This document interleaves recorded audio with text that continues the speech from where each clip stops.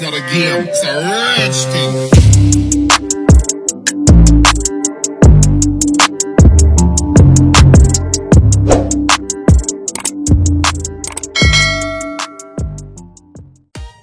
Halo adik-adik, selamat datang di Dunia Belajar Channel yang didedikasikan untuk belajar, di mana kita bisa saling berbagi dan bercerita. Oh iya, kakak ingatkan ya, jangan lupa like, comment, and subscribe, serta share ke media sosial kalian ya. Kali ini kakak ingin mengajak adik-adik untuk belajar tentang sendi. Apakah kalian pernah membayangkan jika hidup kita tanpa sendi? Tentu kita akan berjalan seperti sebuah robot yang tidak dapat bergerak dengan bebasnya. Karena di dalam tubuh kita ada sendi, yuk kita kenali macam-macam sendi di dalam tubuh kita. Sendi biasa dikenal dengan sendi atau artikulasi. Persendian atau artikulasi ini merupakan hubungan antara tulang yang satu dengan tulang yang lain. Kita ketahui bersama bahwa di dalam tubuh kita terdapat banyak sekali tulang. Nah, hubungan antara tulang yang satu dengan tulang yang lain ini dihubungkan dengan sesuatu yang dinamakan dengan sendi. Yang berikut, ternyata sendi itu memiliki jenis-jenisnya. Ada 3 bagian utama dari sendi atau 3 jenis utama dari sendi. Yang pertama, sendi mati atau yang dikenal dengan sinartrosis. Yang kedua, sendi kaku atau yang dinamakan dengan amfiartrosis. Yang ketiga, sendi gerak atau yang dinamakan dengan diartrosis. Yuk kita kenal satu persatu apa sih sebenarnya sendi mati, apa sih sebenarnya sendi kaku, dan sendi gerak. Yang pertama, sendi mati atau sinartrosis. Dinamakan sendi mati merupakan hubungan antara tulang yang tidak dapat digerakkan sama sekali.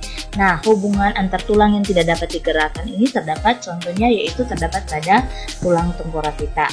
Nah, pada tulang tengkorak kita terdapat ada beberapa tulang. Ada tulang ubun-ubun, ada tulang dahi ubun-ubun, dan tulang pelipis. Nah, hubungan antara tulang ini dinamakan dengan sendi. Namun yang uniknya pada tulang tengkorak ini tidak dapat digerakkan sama sekali. Nah, karena tidak dapat digerakkan sama sekali, sendi ini dinamakan dengan sendi mati atau sinartrosis. Yang berikut adalah sendi kaku. Dinamakan sendi kaku, maka sendi kaku merupakan hubungan antara tulang yang hanya dapat digerakkan secara terbatas. Nah, contoh sendi kaku adalah ruas-ruas antara tulang rusuk dan ruas-ruas tulang belakang. Nah, untuk membuktikan bahwa hubungan antara tulang ini digerakkan sangat terbatas, silakan adik-adik boleh menggerakkan tulang rusuk kalian atau ruas-ruas tulang belakang kalian. Yang berikut adalah sendi gerak atau diartrosis. Sendi gerak atau diartrosis merupakan sendi hubungan antara tulang yang memungkinkan terjadi gerakan secara bebas. Misalnya kita dapat menekuk, kita dapat berputar, dan lain sebagainya.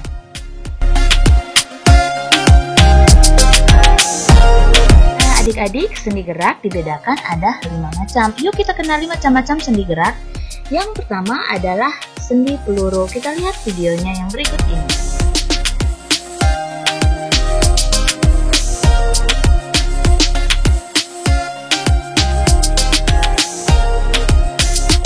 Nah, video tadi menunjukkan gerakan yang terjadi akibat adanya sendi peluru. Sendi peluru itu adalah sendi yang memungkinkan terjadi gerakan ke segala arah.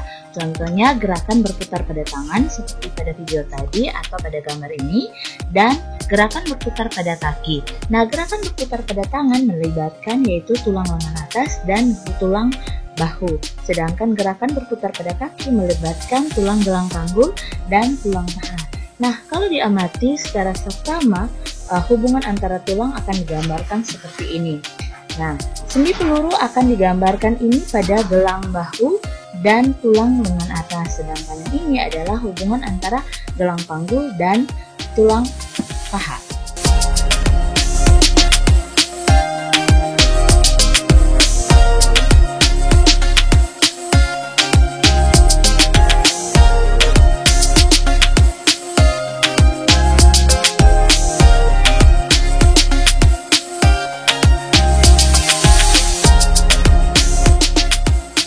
Video tadi menunjukkan gerakan yang terjadi akibat adanya sendi engsel.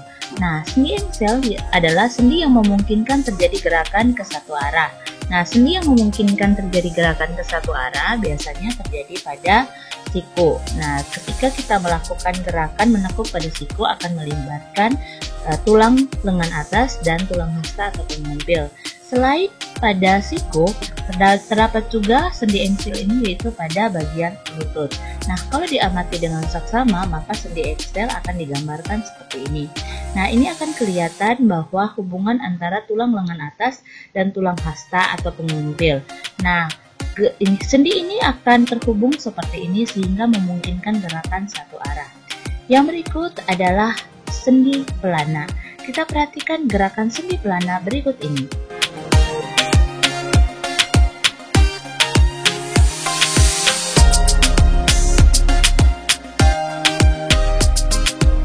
Sendi pelana adalah sendi yang memungkinkan terjadi gerakan kedua arah. Nah, sendi ini biasanya terjadi pada jempol kita. Nah, kalau diamati secara sesama, maka sendi ini akan digambarkan seperti pada gambar berikut ini. Nah, seperti ini ya adik-adik, jangan lupa. Nah,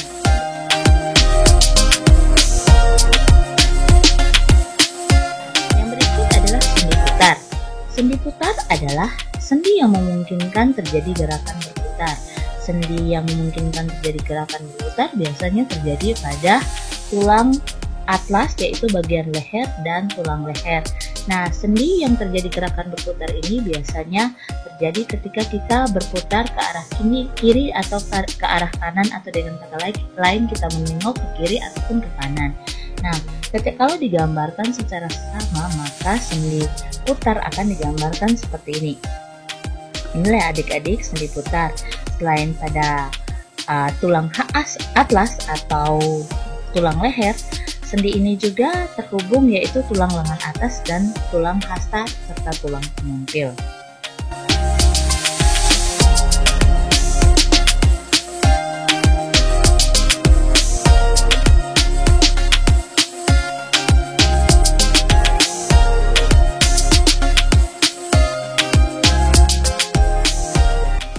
Yang berikut adalah sendi geser.